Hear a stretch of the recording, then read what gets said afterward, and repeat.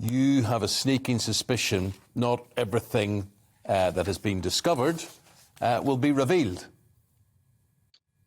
Well, we're concerned that we might not see transparency around this report as the public expects. We've called for this report to be published so that the public can actually see what's in it.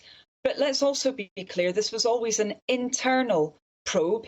It was a probe where the conduct of ministers, for example, was explicitly excluded from the beginning. That's a decision that was taken by the Prime Minister. So this is not necessarily the completely open, transparent revelation of all behaviour that's needed. But quite frankly, the Prime Minister himself could have set the record straight without needing even this internal probe if he just said what he did and where he was. I think most people watching this don't need a huge investigation in order to reveal what they were doing during that first lockdown. They can remember themselves, and quite frankly, I'm sure the Prime Minister can as well. I suppose you could make the same criticism then of his handling of these allegations into racism. In the last few moments, we've heard that the Prime Minister has ordered a Cabinet Office inquiry into Nusrat Ghani's allegations that she was dismissed from the Cabinet because of her Muslimness. What do you make of that?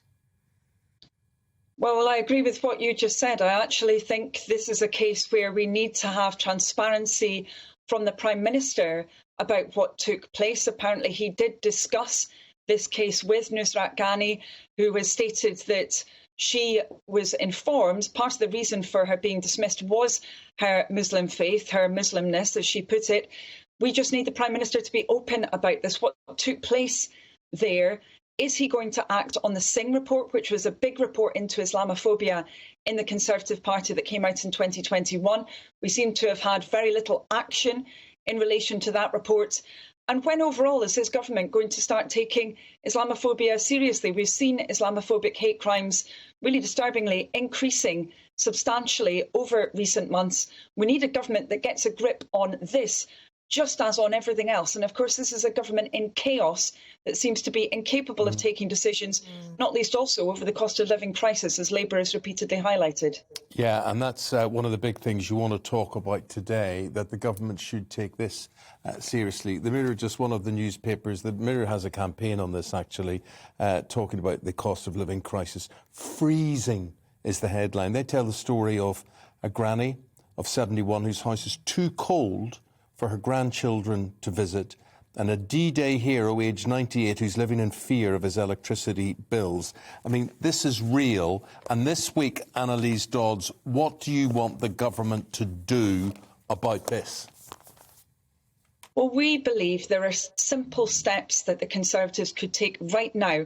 We've already asked them to support those steps and they decided not to support them previously, but we've got time this week in Parliament the Conservatives could use. What do they need to do? Number one, they need to get the funds together in the first place. So we've said they need to impose a windfall tax, a one-off tax on the profits of oil and gas companies. They've been reporting record incomes recently, so they should use some of that to support people with their bills. We also want the government to use some of the extra money from VAT that's coming in. If they put those two sources of funding together, what they can do is get people's bills down. We've calculated they could reduce the average household's bills by about £200 if they used that funding to help people, and they could help the most struggling people, particularly pensioners, as you mentioned, by £600 off their bills overall, so an extra £400. We've set that out. It's simple to do, it's quick to do. We want the government to act, and yet they just seem to be dithering and delaying, saying that they're looking into different measures. Well, people are struggling right now. Just looking into their situation isn't good enough.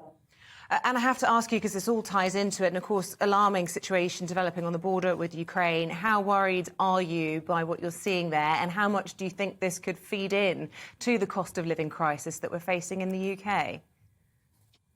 Well, we are very concerned by the situation. And of course, we've been concerned about our country's energy security for a very long time. We've been arguing for much more domestic energy production, saying that we really need to be ensuring that we've got those renewable resources there, including new generation nuclear, but also talking about wind power, wave power, and so forth that we need to have that domestic capacity there so that we can be protected against rises in the cost of gas, for example. We've not seen action being taken in our country over the last 10 years like we've seen in other nations, which have become less dependent on imports very often of energy. So I am concerned that this could worsen the situation if we see more instability that could be impacting on energy. Well, you know how to solve this, don't you? Frack. Well, I have to say most analysts wouldn't suggest that that is the solution. They would be pointing to, for example, the success that we've had in offshore wind, saying that we need to be doubling down on that, but also, as I say, providing some base load through that nuclear power as well, doing it in a way that ensures that it's good value for taxpayers. But I think that's what most experts would be pointing to. But it's all long term. None of this solves anything in the short term. And really, I'm advocating one of the things you want to talk about today, and forgotten people, poverty amongst the disabled. I mean, we can all talk about wind farms and sea energy and all sorts of things, but if we need to get this stuff done, what is a real and practical solution to, to help the granny I'm talking about, the 98-year-old D-Day hero I'm talking about, the disabled people who are unduly penalised because of their conditions in this situation?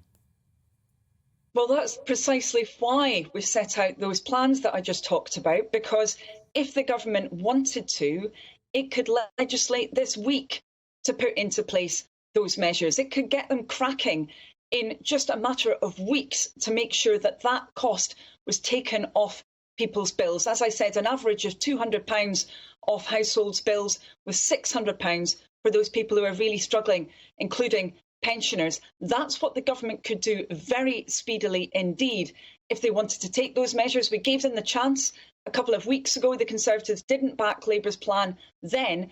They need to be backing it this week, because I agree with you, Eamon, we can't wait until the Conservatives catch up with this cost of living crisis. We know people are facing it right now. That's why they should adopt Labour's plan to get those energy prices down.